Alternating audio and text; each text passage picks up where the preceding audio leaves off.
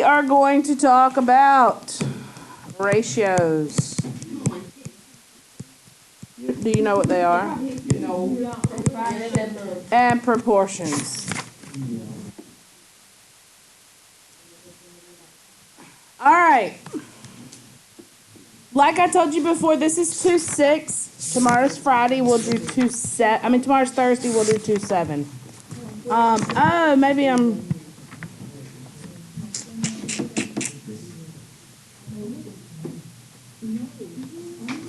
Yeah, your test. I hate to do a test. I'll let you know for sure if we're going to do the test Tuesday or Wednesday because I won't see you on Monday. But we'll finish everything up tomorrow. It's a lot. Yes. All right. So, who can tell me what a ratio is? Okay, I heard fraction. That's right. It can be written as a fraction. But what does it do? Something out of something. So what it's doing is it's comparing two values, right?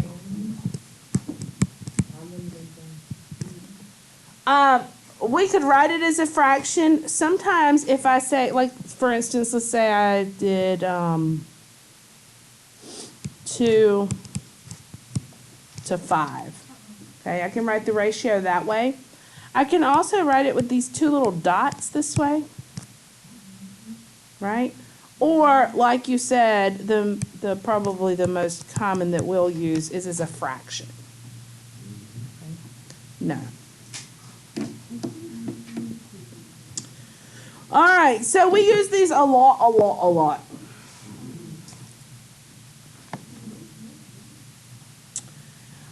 What might make ratios the same? Like, how could I determine, or better yet, why don't you give me an equivalent ratio for 2/5? Yes, George. What did you do? Multiply by 2. Equivalent fractions are also equivalent ratios, right? What happens when I set two ratios equal like this together? It's called something. Two ratios set equal. What is that called? They're equivalent ratios, but what's another word?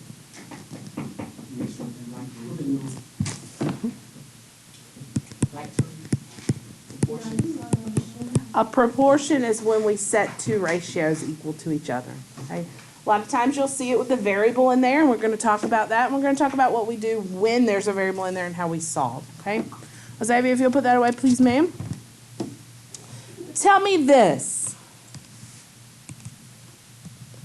Are these equivalent ratios, yes or no, and why? Yes. Why? Because I can multiply both by 8. How about this one?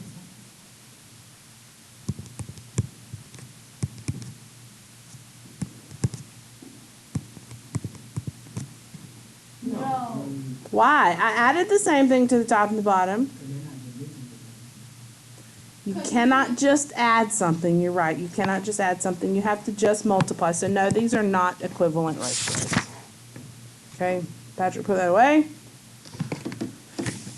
Let's see. What is another way if I have a proportion? So let's talk about proportions just a minute.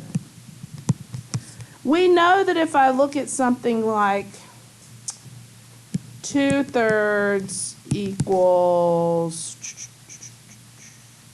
6/9. We know that we can look at it and say, well, I'm multiplying by the same thing on the top and the bottom. What's something else that you can do? This is something we use especially when we're solving.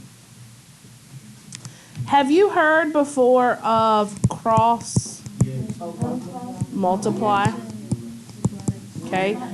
And what it says that you can take the top of this fraction, multiply it to the bottom of this one, So 2 times 9. And it better equal 3 times 6. That works every single time. If it's a true proportion, you can always cross multiply them.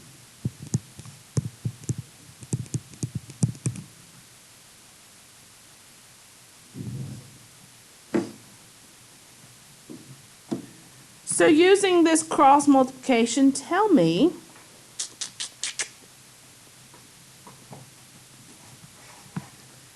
is this a proportion?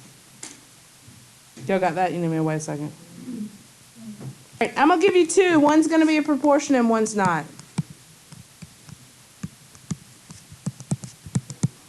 Don't blurt it out when you get it. Notice it's a little bit harder, right? I want to know, is this a true proportion? And I want you to justify.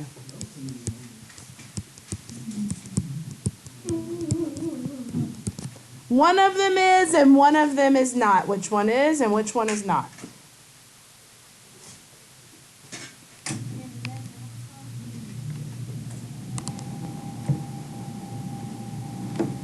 All right, some of you are still working, some of us are not. Michaela, how about the first one?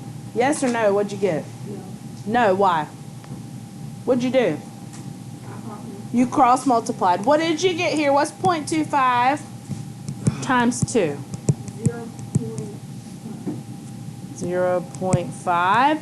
And what is 0.6 times 1.2? 0.75. Do those equal? No. So no, that is not a proportion because it is not equal. Y'all see what we're doing here? Yes. How about the second one? Ooh, I heard yes right off the bat. If I cross multiply here, 2 times 20 is 40. 2.5 times 16, I'm hoping is, so yes, that is a proportion. Does that make sense? Yes, Miss McGee, that makes sense. Okay, good. Thank you. Okay, so if that's true, let's throw a variable in here because this is algebra, and that's what we do, is we throw variables in here once we understand the concept, right? Bless you.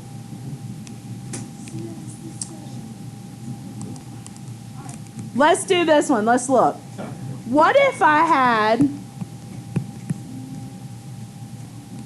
let me title this for your notes. Solving proportions.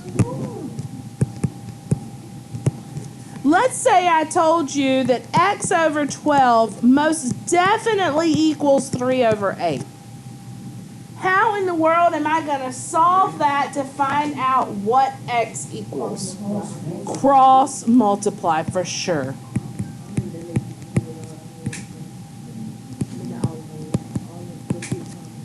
So 12 times 3 equals 8 times x.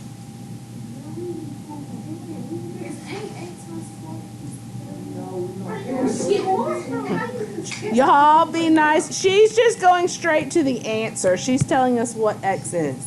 She's telling us what we need to multiply 8 by to get 36.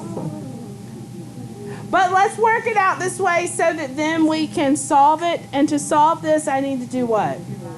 Divide by. So now, Ariana, what does x equal? How can I check that? Plug it back in, that's right. That's an easy peasy one, right? Let's kick it up a notch.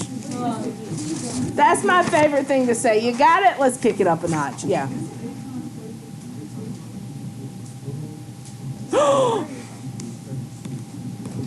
You're right. Ariana, I just went right along with it too the whole time. Thank you, Christiana. Okay, so 8 times 4 is 32. 4 times 9 is 36. So what is 36 divided by 8? For what? 4.5. I apologize, everyone watching the video. We made a mistake, as we do sometimes. I mean, at least you got the phone. All right, that's okay. That's all right. That's all right. Let's do another. Let's do x plus 4 over 12 equals 3 over 4. This one's a little bit harder because there's multiple things up here in the top of the fraction, okay? So I'm going to have to be very, very careful as I multiply here. You know what to do? We're definitely going to cross multiply because we know that's how we solve proportions. And this 12 times 3 is easy, right? What happens here, though? What are you doing? Oh, go. I'm pretty loud. So that's a good question. When you multiply here, okay, I've got x plus 4. Notice how I've been putting parentheses here? I've been doing that for a reason, and here's the reason. When you get to something like this, you're taking 4, and it's got to multiply to everything in that numerator. So that parentheses now kind of clues me in that I should do what? It starts with a D. Distribute. Okay. Do not just say 4x plus 4. It's got to go to everything. When you multiply this way, it's got to be the whole bottom times the whole top. So it's 36 equals 4x plus what? And now what? How do you solve something that looks like this? You have to subtract, not PEMDAS, but SAD map.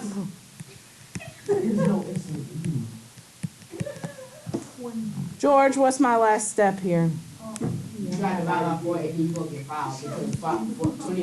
Thank you. All right, before I move forward, I need to see a thumb on everybody. I got this. Easy peasy. Proportions are no problem for me. I so have them, or I don't got it at all. All right, I don't see everybody's thumb. Everybody give me a thumb. All right. Don't be ashamed. Don't be ashamed. Listen. Listen, Linda. All right.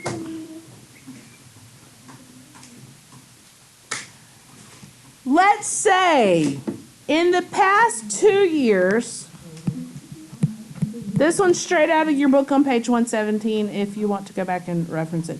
In the past 2 years, a retailer has opened 232 stores.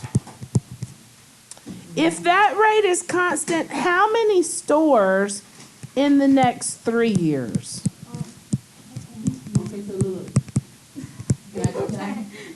Okay, what you gonna do? Which one do you put, make a fraction plus 2 years over 232, and then equals 3 years over like 11. Over 11. A letter. Oh, a letter. Yes. I'm sorry. I thought you said 11. I was like, where in the world are you getting a letter? Yes, over a letter or a variable, because that's what we're looking for, right? This question mark is what we're looking for. Here's the most important thing you need to remember with the ratios. Georgia is just like this one. If you start with years on top for the first ratio, you have to start with years on top for the second ratio.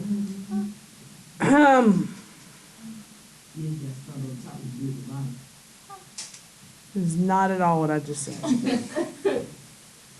What a shame. If you weren't across the room talking to Ariana, you would know what I was saying. Okay? Whatever you put in the top of the first ratio also has to go in the top of the second one, okay? So years, stores.